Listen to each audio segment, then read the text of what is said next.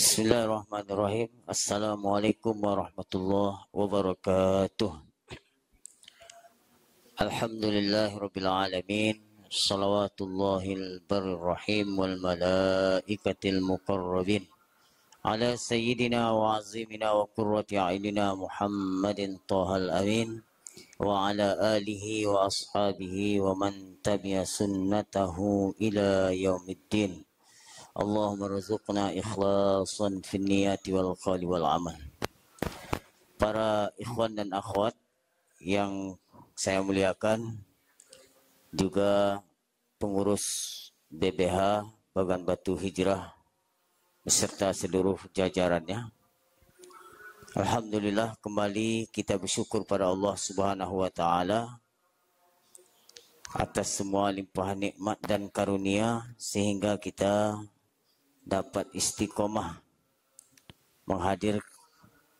menghadirkan majlis ilmu agama yang nanti insyaallah ya, pada akhir tahun akan ditengok siapa yang istiqomah hadir dalam kajian ini, artinya tidak pernah absen ya, ataupun pernah cuman sekali-sekali ya. Nanti ada hadiahnya dari Ketua Bagan Batu Hijrah ya. Nah, nanti saya tinggal lapor ini anak yang sering hadir ya, siapa yang dari kalangan ikhwan dan akhwat ya. Ya, minggu kemarin kita telah membahas tentang mahar ya.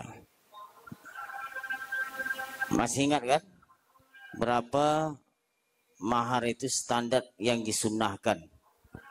Nah, itu sudah kita bahas dalam kajian minggu kemarin. Masih ingat? Manggil? Hadir apa enggak kemarin? Hadir? Ya. Ya. Mahar itu disebutkan, ini saya ulang sedikit supaya nyambung kajian nanti. Mahar itu disunnahkan alla yanqusu an asyrati darahima khalisatan. Jadi jangan kurang dari 10 dirham. Ya, 10 dirham itu ya, 1 dirham itu sama dengan 2,975 kemarin. Ya, berarti 2,975 dikali 10, maka dapat hasilnya 29,75. 29,75 ini ya, itulah berat 10 dirham tadi ya. Kadar perak berat 10 dirham itu sama dengan 29,75. Baru dikalikan dengan harga berapa per gram dirhamnya. Ya, kalau sekarang ya, untuk tahun 2025 ini, kemarin kita tengok itu harga per gram dirham itu 21.400. Coba 21.400 dikali 29,75. Berapa Bang Andre? Ini Bang Andre mau nikah harus tahu nih. 21.400 dikali 29,75. Berapa? 636.650. Itu standar yang apa? Jangan kurang dari itu. Ya, itu disunahkan. Jadi kalau Bang Andre punya uang 636.650, ya lebih kurang 637.000 lah, lebih kurang ya. Itu sudah dapat ukuran standar sunnahnya. Dan tidak lebih dari 500 dirham, tidak lebih dari 500 dirham. Tinggal kalikan, kalau 500 dirham tinggal kalikan aja. Berarti 500 itu 2,975 kali 500 itu hasilnya ya 1.487,5. Berarti 1,487,5. Coba 1,487,5 baru dikali 21.400. Berapa hasilnya?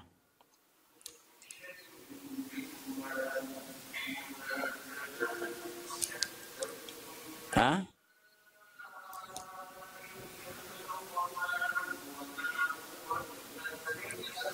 Berapa?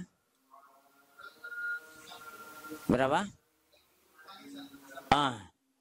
Tadi kan standarnya jangan kurang dari 10 dirham dan jangan lebih dari 500 dirham. Sekarang kita ambil standar yang tingginya. Tidak lebih dari 500 dirham. Nah, 500 dirham itu sama dengan 1,487,5. 487,5 baru dikalikan harga per gramnya tadi. Harga per gramnya tadi berapa? 21.400. Ya.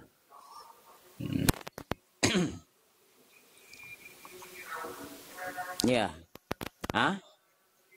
31.832.500. Itu standar apanya? Jangan lebih dari situ. Kalau lebih pun tak masalah, tapi untuk mendapatkan sunnahnya. Jadi kalau punya uang 31 juta, 31.800, ya 31 juta sekian, itu sudah kena kesunahan mahar tadi. Ini karena harga harga perak murni itu ya tergantung harganya. Karena kan dia setiap tahun itu ada naik turunnya. Kalau kemarin kita lihat dari zakat perak itu ya, itu harganya yang di sana, yang di daerah Jakarta sana itu 21.400. Tapi kalau harga perak yang di sini lebih mahal lagi kan. Makanya kemarin kita hitung sampai harga 40, itu lebih tinggi lagi. Kalau sampai 40 sampai kemarin berapa? 39 juta lebih kemarin kan. Itu dia. Ya, itu standar maharnya. Tidak kurang dari 10 dirham dan tidak lebih dari 500 dirham. Nah, dirham itu dia terbuat dari perak. Makanya kita ukur takaran perak harga per gramnya. Per gram perak itu berapa. Tapi yang dimaksud sini adalah kholisoh. Kata kholisoh itu perak yang murni. Tidak ada campuran. Itu. Ya, bismillahirrahmanirrahim. Qala al-muallif rahimahullah. Sekarang kita masuk tentang hukmu khutbatil mar'ah. Hukum yang berkaitan dengan lamaran, ya, khitbah al-mar'ah. Maka oleh karena itu, ya, sebelum kita melamar, maka kita juga tahu siapa yang boleh kita lamar, siapa yang tidak boleh. Ya, setidaknya bisa disimpulkan al-hasilu annal mar'ata salasah. Ya, perempuan itu ada 3 kategori, ada 3 macam. Ya, ada kalanya al-khaliyatu min mawani'in nikah. Artinya perempuan itu sunyi dari hal-hal yang melarang dia untuk menikah. Artinya dia bukan dalam keadaan iddah, ya, bukan dalam status istri orang. Itu yang dimaksud min manami'i an-nikah. Artinya dia perempuan yang masih gadis, bukan dalam menjalankan iddah dan seterusnya. Itu yang bentuk perempuan yang pertama. Bagaimana hukumnya? Yajuzu khidbatuha ta'ridan wa tasrihan. Maka boleh kita melamarnya secara ta'ridan, secara sindiran, atau tasrihan, atau secara terang-terangan. Jadi kalau perempuan itu statusnya bukan menjalani masa iddah, atau juga dia bukan istri orang, ya, maka atau bukan dia sudah dilamar oleh seseorang, maka di dalam masalah seperti itu boleh kita melamarnya baik secara terang-terangan atau secara sindiran. Apa yang dimaksud dengan secara terang-terangan? Secara terang-terangan itu maksudnya ma la yahtamilu ghairan nikah. Mithlu ayyakula ana uridu an atazawwajaki. Artinya dengan menggunakan lafaz terang-terangan. Lafaz yang dimaksud yang tidak punya makna selain nikah. Artinya lafaznya terang-terangan seperti dia katakan uridu an atazawwajaki. Saya mau menikah denganmu. Itu kan jelas tuh, terang-terangan, ya kan? Tapi kalau lafaz ta'rid, lafaz sindiran itu lain. Lafaz sindiran itu seperti perkataan dia misalkan kullu kalamin ihtamalan nikah wa ghairah. Jadi kalau sindiran itu mempunyai makna dua atau lebih. Bisa di situ ada makna nikah atau makna selain nikah. Ya misalnya dia mengatakan kepada perempuan itu rubba raghibin fiki. Rubba raghibin fiki. Artinya berapa banyak orang yang mau sama kamu. Itu kan lafaz sindiran. Ya atau kalau bahasa kita banyak sekali laki-laki yang suka sama kamu atau yang banyak yang mau yang banyak sama kamu. Ya, ini lafaz sindiran. Tapi kalau perempuan yang statusnya tadi khaliyah, al-khaliyatu min an mawani'in nikah, artinya dia tidak menjalani masa iddah, juga bukan statusnya bukan istri orang, kemudian juga dia belum dilamar oleh seseorang, ya, maka boleh kita menkhitbahnya, melamarnya baik dengan mengucapkan terang-terangan atau dengan sindiran. Paham? Itu bentuk yang pertama. Yang kedua al-mankuhah. Ya. Perempuan yang sudah atau statusnya istri orang. Mankuhah itu sudah jadi istri orang. Tahrumu khidbatuha tasrihan wa ta'ridan. Maka haram hukumnya melamarnya baik secara terang-terangan atau secara sindiran. Ya, karena statusnya istri orang, kok kau lamar? Orang ada suaminya, ya kan? Nanti kalau kau lamar, berkasus kamu. Melamar istri orang. Ya, makanya dari segi hukum, tahrum, hukumnya haram. Ya, itu hukum agamanya. Kalau hukum negaranya nanti bisa dikasuskan, kan? Jadi, kalau perempuan itu statusnya istri orang, maka nggak boleh dilamar, baik secara terang-terangan ataupun dengan sindiran. Beda kalau laki-laki, walaupun dia status suami orang, karena laki-laki itu dia bisa mengumpulkan 4 perempuan, ya, kalau dia sanggup dan mampu, ya. Pak Bang Amrat semangat ya dengar. Nanti pulang tak bisa naik ke rumah nih, tidur di teras.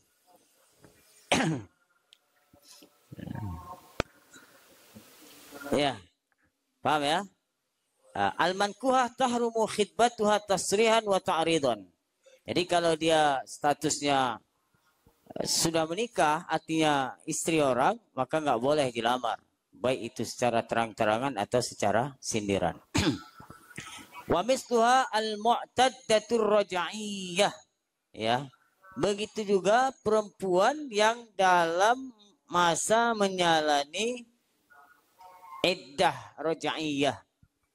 Ya, iddah raja'iyah itu apa? Seperti misalnya dia ditalak oleh suaminya dan dia masih menjalani masa iddah raja'iyah. Iddah raja'iyah itu artinya suami itu ada kesempatan untuk rujuk. Misalnya baru talak 1. Ya, baru talak 1 dan dia masih menjalani masa iddah. Di saat itu juga nggak boleh kita melamarnya. Walaupun dia baru cerai dengan suaminya, tapi kan masih dalam menjalani masa iddah.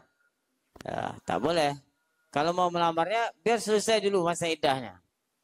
Ya, kalau mau melamarnya, biar dulu selesai masa iddahnya. Baik dia tadi pakai bahasa sindiran atau pakai bahasa terang-terangan. Tidak boleh juga. Kenapa? Li'annaha fi hukmiz zaujah. Karena itu sama seperti statusnya seperti apa tadi istri orang. Zaujah sama dengan yang statusnya istri orang tadi. Beda ceritanya kalau ghairu raj'iyah. Kalau ghairu raj'iyah, ya. Misalnya dia sudah di talak 3, ya. Kalau sudah talak 3 kan dia tidak lagi apa namanya tolak roja'iyah namanya, tapi talak bain kemarin kan. Nah, talak bain itu artinya sudah habis jatuh talak 3. Nah, kalau yang seperti ini kasusnya, perempuan misalnya ada seorang perempuan ditalak 3 oleh suaminya, ya ditalak 3 oleh suaminya. Nah, maka status dia ini apa? Jatuh pada talak bain. Talak bain itu sudah jatuh 3 tadi. Maka perempuan yang seperti ini, ya, secara hukumnya dia tetap menjalani masa iddah. Ya, sebelum selesai masa iddahnya, dia apa?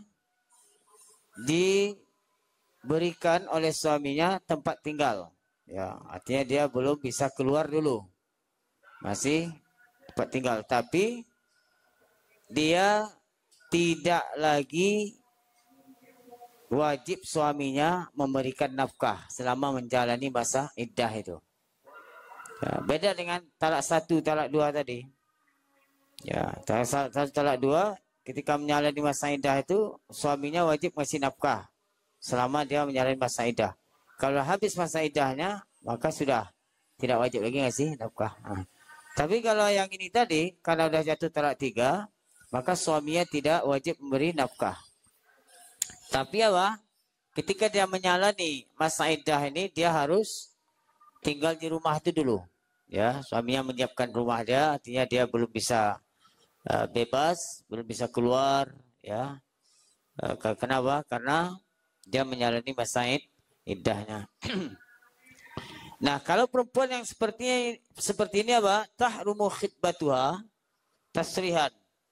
Ya, ketika dia menjalani masa iddah ini tadi, maka haram melamarnya dengan secara tasrihan, secara terang-terangan.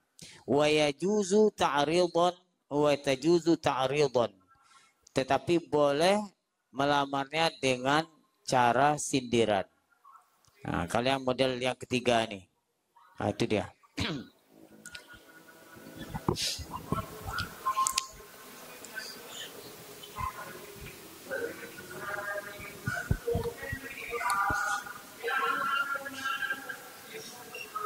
Ya.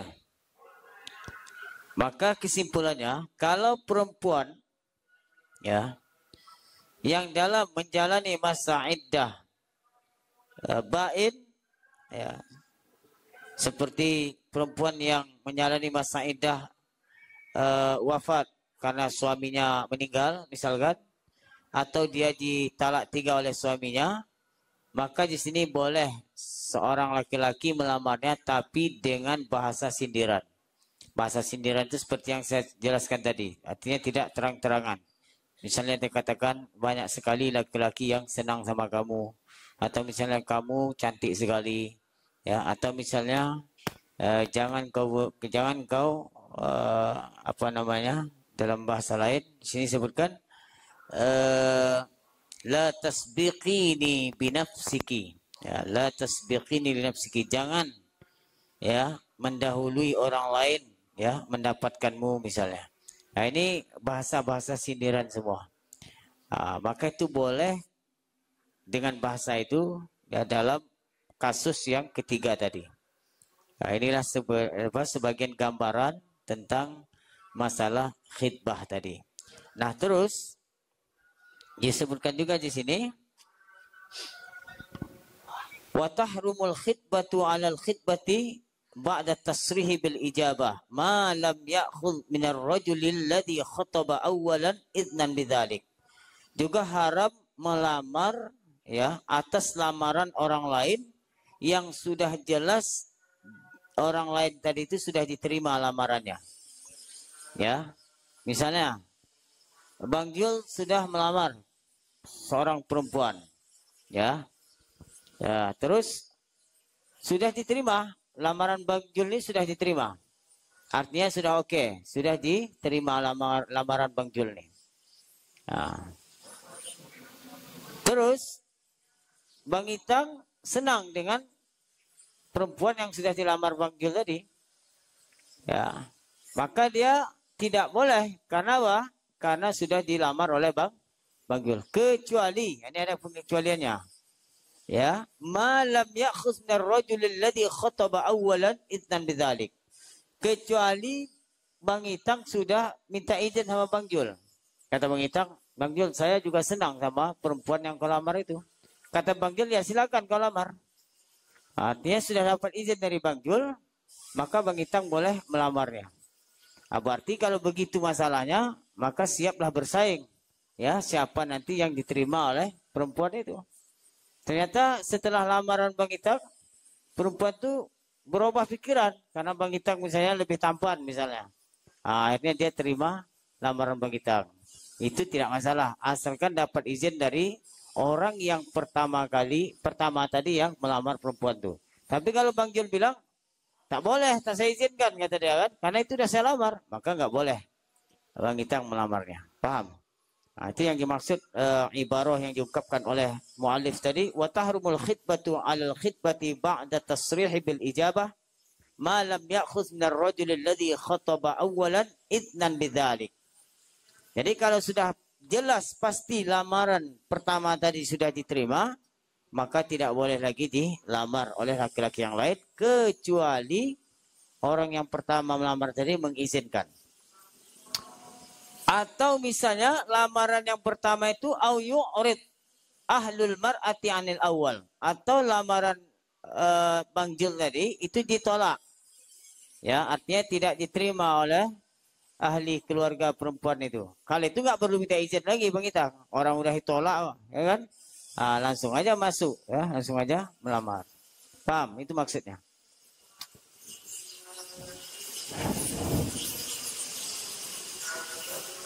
Ya. Paham sampai sini ya? Itu. Jadi ada 3 masalah tadi, Ustaz ulangi. Pertama, perempuan yang tidak ada penghalang-penghalang nikah sama dia, seperti dia tidak menjalani masa iddah, kemudian statusnya bukan istri orang, maka boleh seorang laki-laki melamarnya baik secara terang-terangan atau secara sindiran. Nah, yang kedua, perempuan yang menjalankan masa iddah yang raja'iyah, maka itu tidak boleh dilamar, baik secara tasrih, secara jelas, terang-terangan atau secara sindiran. Sama hukumnya seperti perempuan yang statusnya istri orang. Nah, terus yang ketiga, perempuan yang tidak menjalani iddah raja'iyah, maka haram melamarnya secara terang-terangan, tapi boleh melamarnya dengan secara sindiran. Nah, yang keempat, tidak boleh melamar perempuan yang sudah dilamar oleh seseorang yang mana lamaran pertamanya sudah jelas mendapat persetujuan atau diterima oleh perempuan tersebut. Jadi ada 4 masalah yang berkaitan dengan hukum khitbatil mar'ah, yaitu melamar seorang perempuan. Nah, kenapa ini perlu disampaikan? Karena sebelum kita mau menikah tentu ada proses melamar. Nah, kalau sudah kita tahu hukum ini, berarti kan kita sudah bisa membedakan, oh ini perempuan tak bisa dilamar karena statusnya ini misalkan. Ini perempuan bisa dilamar karena statusnya seperti ini dan gitu seterusnya. Ya, mungkin sampai di sini ada yang perlu kita diskusikan, dipersilakan.